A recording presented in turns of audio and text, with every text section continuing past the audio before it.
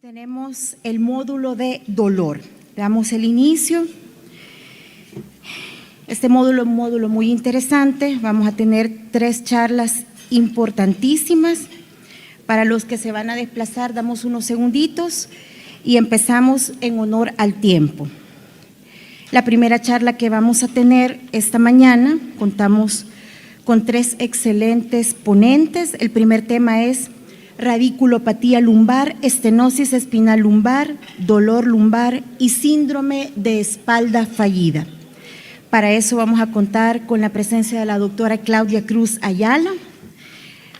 La doctora tiene una especialidad, es cirujana, anestesióloga y algóloga, con estudios en la Universidad de Dr. José Matías Delgado, la residencia en cirugía general del Hospital Militar Central, residencia en anestesiología del Hospital Nacional Rosales, residencia de manejo intervencional del dolor e investigación en recinto de ciencias médicas de la Universidad de Puerto Rico, máster en cuidados paliativos de Universidad La Rioja, máster en manejo intervencional avanzado del dolor Budapest, Hungría. La experiencia laboral, actualmente ejercicio práctico privado en Centro Integral para Manejo del Dolor, algóloga del Centro Internacional de Cáncer de El Salvador, algóloga del Instituto Salvadoreño de Bienestar Magisterial, pertenece a las siguientes asociaciones: delegada nacional para Latinoamérica de la Sociedad de Dolor, miembro de la Junta Directiva de la Asociación Salvadoreña de Anestesia, miembro de la Sociedad Intervencional de Dolor, miembro de la Sociedad Europea Regional Europea y también miembro de la Asociación Internacional para el Estudio de Dolor. Distinciones y publicaciones: coautora del capítulo 34 de Radiocirugía en Dolor Crónico del Tipo Intratable del libro Radiocirugía, Avances, Fundamentos, Indicaciones y Resultados en 2018, y también ha participado en Automated Stereotactic Gamma Ray Radiosurgery to the Pituitary Gland in Terminal Ill Patients with Opioid Refractory Pain del Centro de Cáncer Internacional. Tenemos el honor de contar con la doctora Claudia Cruz. Bienvenida. Bueno, buenos días. Qué placer estar con ustedes. Muchísimas gracias a la asociación por la invitación. De verdad de que es y continúa siendo un reto hablar de estos temas, porque a pesar de que son patologías que comúnmente discutimos en congresos, en conferencias, en webinars, siempre resultan ser de alta complejidad, porque siempre hay un paciente que, a pesar de que hemos hecho todo lo necesario para darle tratamiento del dolor, persiste con los síntomas y de verdad que se vuelve un problema para nosotros. Cuando nosotros hablamos de todas estas patologías a nivel lumbar, siempre se viene a nuestra cabeza que el síntoma principal va a ser dolor.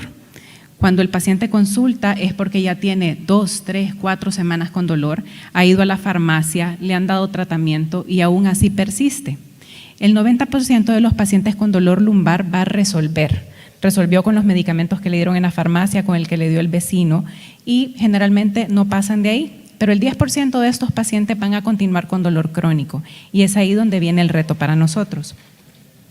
Las causas del dolor lumbar pueden ser múltiples. Puede ser una, como por ejemplo un espasmo muscular que generalmente va a quitarse en un par de días, pero también hay ciertas estructuras que pueden provocar que mantengamos el dolor, como por ejemplo cuando hay una inflamación de los nervios a nivel de los forámenes, cuando hay una hernia extruida o cuando hay otras patologías que pueden presentar transformaciones de la anatomía de la región lumbar. Es aquí donde empezamos a hablar de, por ejemplo, la radiculopatía lumbar. Estos son aquellos pacientes que van a llegar a nuestras clínicas diciendo que han iniciado con dolor, que puede o no iniciar en espalda y recorrer una o las 2 piernas, producir parestesias, disestesias y pérdida de la fuerza, y generalmente se da por la pérdida o de la disminución de la función de un nervio, y esto puede afectar o no motora y sensitivamente al paciente. Estas radiculopatías pueden ser centrales, por ejemplo, por una hernia, por una estenosis del foramen, por alguna infección que ha cambiado la conformación del nervio, o pueden ser periféricas, como por ejemplo el diagnóstico del síndrome piriforme. Este es un diagnóstico que en muchas ocasiones se nos pasa y es una causa de pseudociática. El paciente va a presentar dolor que empieza en la región del glúteo, recorre la pierna y hay adormecimiento y parestesia del pie. El paciente siempre dice, es que mire, esto es una ciática, yo no me puedo mover. Ya me vieron, ya me tomaron una resonancia, incluso me operaron y mi dolor persiste. Es aquí donde nosotros siempre tenemos que tener en consideración de que las radiculopatías no siempre son centrales, sino que pueden tener otras causas. ¿Cuáles son estas otras causas? Las hernias de discos, los quistes que pueden disminuir el espacio o el diámetro de los forámenes y comprimir los nervios, tumores, infecciones que pueden provocar inflamación en esta zona y provocar microcambios en anatomía de la fibra nerviosa, y también las estenosis del canal espinal. Estas estenosis han sido grandemente estudiadas y es una de las principales causas de cirugías lumbares a nivel mundial. Alrededor de 600,000 pacientes son sometidos en Estados Unidos a cirugías para liberación de las estenosis para tratar de mejorarlos. Pero, como les mencionaba, alrededor de 103 millones de personas en el mundo van a presentar síntomas de estenosis espinal. Y esto se presenta en el 11% de la población y va incrementando con la edad. Los pacientes con estenosis espinales los vamos a empezar a ver arriba de los 50 años y se van haciendo más prevalentes a medida el paciente va incrementando su edad. Y esto es porque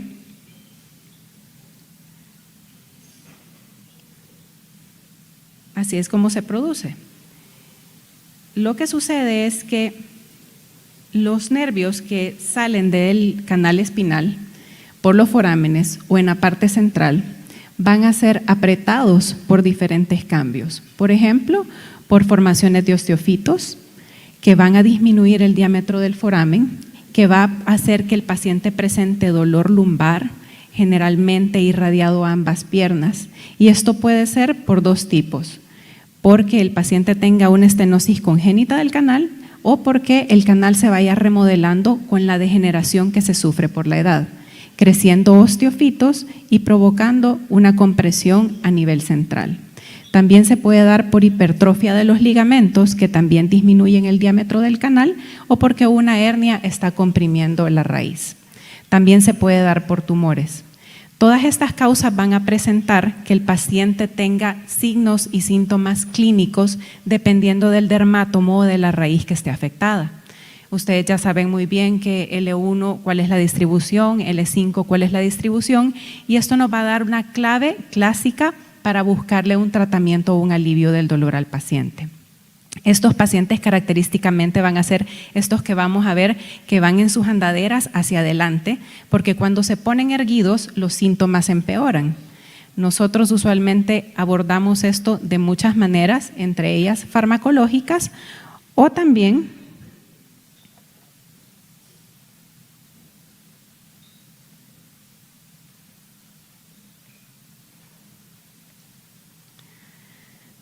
podemos ofrecerles otras alternativas de tratamiento. Estos pacientes con estenosis espinales los podemos ver también después de una cirugía. Y voy a detenerme un momento aquí para hablar de lo que antes se conocía como el síndrome de espalda faída. Ahora ya no se conoce como síndrome de espalda faída. Ese término ya no se utiliza. ¿Por qué? Porque antes, lastimosamente, este tema, esta definición le caía a los neurocirujanos. Porque cuando nosotros le decíamos al paciente que lo habían operado 1, 2 o 3 veces, mire, es que lo siento, usted tiene un síndrome de espalda faída, no tengo nada más que hacer por usted porque aquí la cirugía fue la culpable. Y uno mira la resonancia y el paciente no tiene nada que uno le pueda echar la culpa de por qué tiene dolor. Y el paciente me decía, no, es que después de la cirugía persisto con dolor, y mucho tenía que ver por la definición. Ya no se utiliza síndrome de espalda faída. En la nueva clasificación de enfermedades en la 11, ahora se ocupa dolor postoperatorio crónico para aquel paciente que definitivamente desarrolló adherencias o fibrosis peridurales, ese sí se le pone dolor postoperatorio crónico. Pero aquellos pacientes en los cuales no es esa la causa, se le llama síndrome de dolor espinal persistente tipo 2. Pacientes que han sido operados, pero que no tienen una evidencia clara, física, tangible por resonancia, que le podamos echar la culpa de que la cirugía tuvo algo que ver, se le llama así, síndrome de dolor espinal persistente tipo 2. El tipo 1 es aquel paciente que no ha sido operado, pero que se le han dado todos los tratamientos necesarios para poder aliviarle los síntomas y no lo hemos conseguido. En cuanto al síndrome de dolor espinal persistente, se le debe de explicar al paciente que cuando se le va a realizar la primer cirugía por cualquier patología lumbar, se puede presentar entre un 20 a un 30% de los casos. Y esto va a incrementarse si el paciente necesita una reintervención. Incrementa un 15 a un 20% más con cada intervención subyacente. Usualmente presentan síntomas severos, parestesias, pérdida de la fuerza, dolores radiculares y usualmente han tenido múltiples tratamientos, cirugías o terapias. Y lo muy importante de esto es que 4 de cada 5 pacientes va a presentar una incapacidad para trabajar, lo cual los convierte en una carga para su familia y para el Estado. Por eso que a estos pacientes que pasan por tanto, no les podemos ofrecer un tratamiento único, sino que tenemos que darle lo que se conoce desde el 2006 como una analgesia multimodal. Ahora ya no podemos darles únicamente un antiinflamatorio, un relajante muscular, sino que tenemos que ofrecerle un abanico de terapéuticas para cortarle el dolor de raíz o tratar de disminuir los síntomas y evitar la sensibilización central. Porque estos pacientes a la larga, su problema orgánico no es tan importante. Es más importante la sensibilización central a la cual llega por no haber dado un tratamiento adecuado. La analgesia multimodal entonces consiste en una combinación de fármacos y estrategias que están encaminadas con diferentes mecanismos de acción a lograr una mayor eficacia con menores dosis de medicamentos para así evitar efectos secundarios. Es importante mencionar que los tratamientos convencionales son muy buenos, los fármacos, las terapias físicas son muy buenas, pero cuando ya nosotros tenemos a un paciente encamado por los efectos secundarios de los medicamentos, que no puede trabajar, que no se puede movilizar, que tiene estreñimiento, que pasa 2 o 3 semanas sin poder ir al baño, debemos de considerar otras alternativas. Y es por eso que también la escala de analgesia de la OMS ya no pide que nosotros pasemos primero por el escalón 1, después por el escalón y por el escalón 3, sino que podemos irnos del escalón 1 al escalón 4. La nueva escala considera un 4.º escalón en donde van todos los procedimientos intervencionales o quirúrgicos para el alivio del dolor. En cuanto a los procedimientos intervencionales, ¿qué tenemos para ofrecerle a los pacientes? Tenemos desde bloqueos con esteroides en diferentes partes del cuerpo, podemos hacer radiofrecuencias, que son ablaciones o risolisis a diferentes estructuras, medicina regenerativa, que es el nuevo boom y que algunos conocen como el business de la medicina del dolor, y estimuladores y bombas para aquellos pacientes que a pesar de que hemos hecho todo persisten con dolor. En cuanto a los bloqueos con esteroides, la evidencia cada día es más controvertida. En 1988 que se empezaron a utilizar se decía que tenían una evidencia muy buena y dependía del esteroide que se utilizaba. Lo que más se utiliza son esteroides de depósitos en la región lumbar y esteroides que no sean de depósito o no particulados en la región cervical. Si nosotros ponemos esteroides particulados en la región cervical, tenemos chance más grande de producir una isquemia medular y que el paciente tenga secuelas severas. ¿Dónde se ponen este tipo de bloqueos? Pues se puede poner desde en las articulaciones que están inflamadas, porque al inflamarse la faceta, al inflamarse la articulación, eso le roba espacio al foramen y provoca un dolor que puede ser axial o incluso radicular. Se puede poner medicamentos aquí o se pueden combinar con otras alternativas que vamos a ver más adelante. También son indicados para pacientes que tienen hernias, como por ejemplo los depósitos de esteroides que van en el espacio epidural. Estos tienen un efecto aproximado, su efecto máximo es en 5 días, pero su efecto aproximado de duración es de 2 meses. Por eso es que la evidencia dice que deberíamos de empezar a entrar en el desuso de este tipo de fármacos. Si ustedes me preguntan cómo nos va bien. La verdad es que el paciente mejora mucho, en especial los pacientes ancianos que tienen canales espinales, que tienen estenosis múltiples, les mejora mucho el dolor y los hace que se vuelvan mucho más activos, que puedan retomar sus actividades y que así fortalezcan su espalda y eviten el encamamiento. También se puede poner esteroides en el espacio foraminal, en el foramen, para bañar las raíces nerviosas. Por ejemplo, esto es un paciente joven de 28 años que, si se dan cuenta, tiene múltiples hernias que están entrando a los forámenes, pero lo que más le molestaba a él era una radiculopatía L4, L5 que lo hacía estar 2 semanas encamado, trabajar 1 semana y volver a estar 2 semanas encamado. Se le hizo un bloqueo foraminal y el paciente evolucionó satisfactoriamente. ¿Cuáles son los resultados según la literatura, lo que esperamos de los bloqueos epidurales? Pues los que funcionan mejor son los foraminales, porque vamos directo a la raíz que está enferma, que está inflamada. La literatura dice que entre un 70 a un 80% de mejoría, un aproximado de 2 semanas a 6 meses. Nosotros lo que hemos visto es aproximadamente un 85% de mejoría hasta 6 meses o 1 año.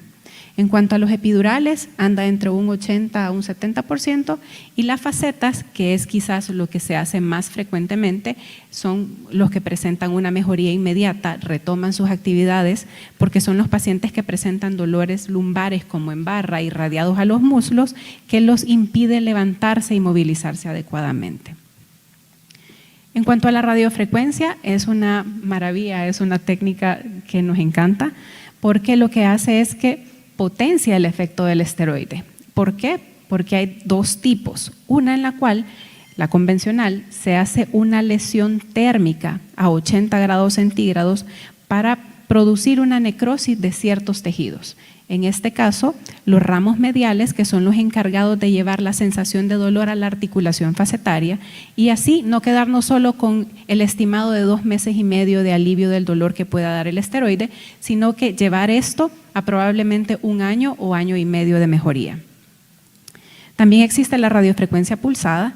La radiofrecuencia pulsada es la que se utiliza para no lesionar directamente de manera térmica los nervios, sino que nos permite producir una neuromodulación en el nervio al crear corrientes, después periodos de silencio y una temperatura a 42 grados, para así modular la señal eléctrica que está pasando por la raíz nerviosa y así evitar que el paciente esté presentando estas descargas y parestesias a los diferentes dermatomos afectados. Una de las técnicas que hoy en día se está utilizando con muchísima buena experiencia es la estimulación y la radiofrecuencia del ganglio de la raíz dorsal. El ganglio de la raíz dorsal es un relevo que es el encargado de llevar las señales dolorosas a los diferentes dermatomos que están afectados, ya sea por una compresión, por una estenosis, por un trauma. Y lo que se hace es colocar una aguja de radiofrecuencia dirigida al foramen. Si ustedes se dan cuenta aquí, no sirve el puntero, pero si se dan cuenta, ven la aguja y en la punta de la aguja se mira una bola negra. La bolita negra es el ganglio de la raíz dorsal que se ha dibujado con el material de contraste. Una vez tenemos la aguja ahí, lo que se hace es que se estimula de manera motora y sensitiva para saber si estoy dentro del nervio, cerca del nervio o muy lejos del nervio, y así poder aplicar una corriente eléctrica que va a producir un aumento de la temperatura a 42 grados y modular el nervio.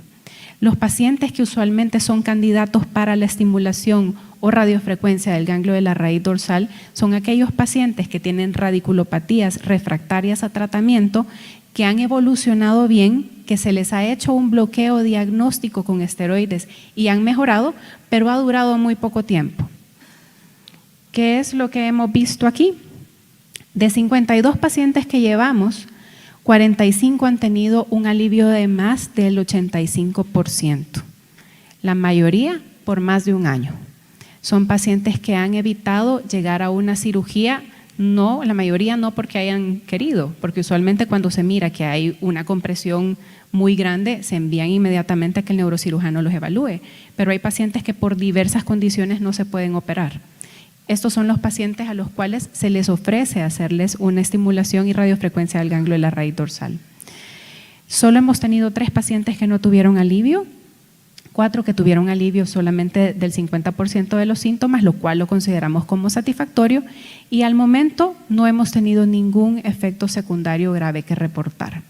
¿Qué es lo que sí se puede ver en estos pacientes? Un poco de debilidad transitoria de la raíz motora que hemos estimulado, pero eso se quita más o menos 2-3 semanas después de realizado el procedimiento. ¿Qué otra cosa se puede realizar? Se puede realizar también una radiofrecuencia del disco, una radiofrecuencia para hacer una analgesia, porque la lesión térmica que se hace dentro del disco produce una quemadura de todas las raíces sensitivas que están dentro del disco y eso ayuda a los pacientes con dolor discogénico. Estos pacientes que tienen un dolor lumbar, axial, que no tiene radiculopatías y que podemos ver estas señales hiperintensas de la ruptura del disco, se benefician de este tipo de procedimientos. En cuanto a la medicina regenerativa, esto es lo que se está haciendo y es lo más nuevo y es lo que al momento tiene más evidencia. ¿En qué consiste? Consiste en extraer sangre del paciente, procesarla y sacar el plasma rico en plaquetas, idealmente leucorreducido. ¿Y dónde se puede poner? Donde quieran. Lo hacen para medicina estética, lo ponemos dentro de los discos, lo ponemos en las articulaciones, para pacientes que tienen lesiones deportivas que no se les puede inyectar esteroides. Es una muy buena opción para la regeneración. Lo único que no se pueden combinar en las primeras 24-48 horas con algún otro tipo de antiinflamatorios porque quitamos el efecto que esta terapia tiene. Lo que esta terapia busca es producir una autorregeneración del tejido que estamos tratando. Se provoca una inflamación que el cuerpo tiene que remodelar y si nosotros le damos esteroides o le ponemos antiinflamatorios, vamos a detener lo que nosotros estamos haciendo. Por último, tenemos la neuromodulación. Esta está reservada para los pacientes que tienen refractariedad a todos los tratamientos, que a pesar de que han sido operados, instrumentados, se les han hecho bloqueos, están con opioides, continúan con dolor. Siempre y cuando hayan sido evaluados por el neurólogo, por el psiquiatra y no tengamos ninguna bandera roja para su tratamiento. El primero es la estimulación espinal. Esta puede ser central o puede ser también al ganglio de la raíz dorsal. ¿Cuál es la ventaja de uno u otro? La estimulación central, que es la convencional a la cual estamos acostumbrados y quizás vemos más comúnmente, provoca parestesias, disestesias y a veces unas sensaciones difíciles para el paciente, porque puede estimular la zona genital o la zona anal.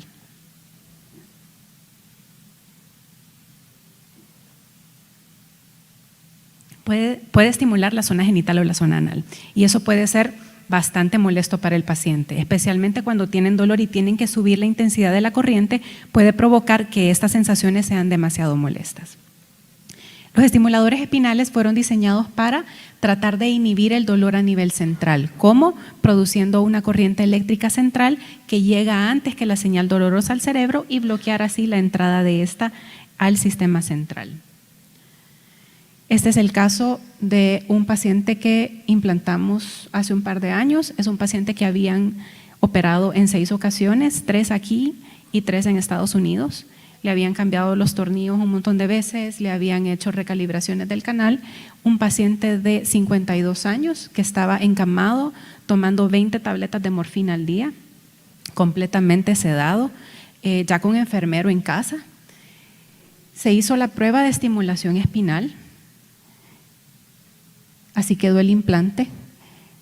El paciente presentó una mejoría clínica bastante aceptable, arriba del 60% de sus síntomas se mejoraron, por lo cual se decidió implantarlo.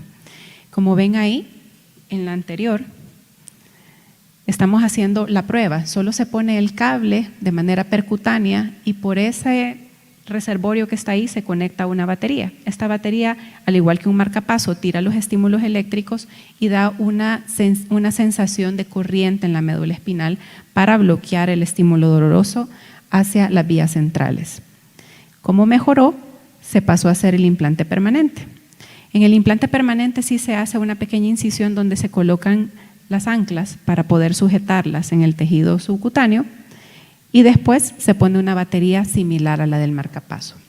El paciente, gracias a Dios, mejoró, logró disminuir la cantidad de opioides que estaba tomando, pero no logramos reinsertarlo a sus actividades cotidianas, a pesar de esta terapia.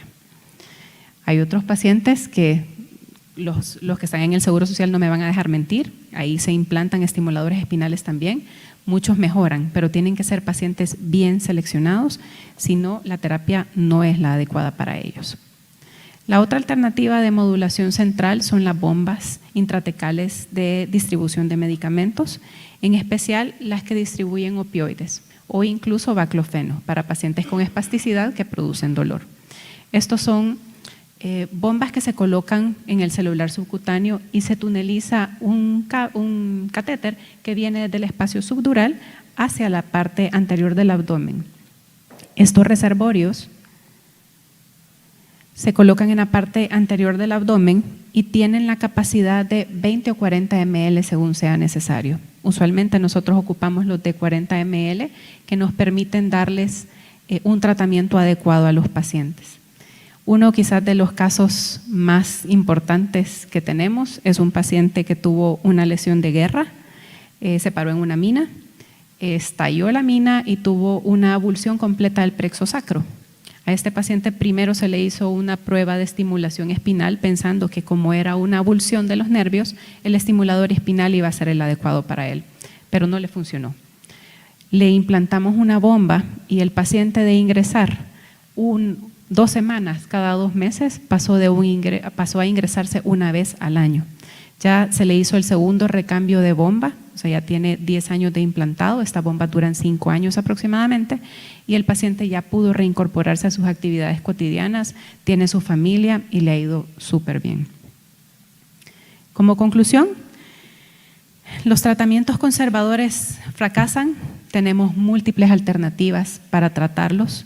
No nos quedemos solo con seguir incrementando la dosis de medicamentos que van a conseguir mayores efectos secundarios, sino que ofrezcámosle a los pacientes otras alternativas de manejo. No debemos de esperar altas dosis de medicamentos junto con sus efectos secundarios para considerar tratamientos coadyuvantes. Los pacientes no vienen con un manual, no tienen una receta de cocina. Debemos de explorarlos, platicar con ellos y en consenso llegar al mejor tratamiento que les podemos ofrecer. Y siempre, siempre, siempre considerar un manejo multidisciplinario para estos pacientes. No son pacientes fáciles. Yo creo que siempre tenemos nosotros ese paciente que nos llevamos a la cama y preguntamos qué más podemos hacer, qué le podemos hacer, a dónde lo puedo referir. Por lo tanto, el manejo multidisciplinar y en conjunto de estos pacientes es fundamental. Gracias.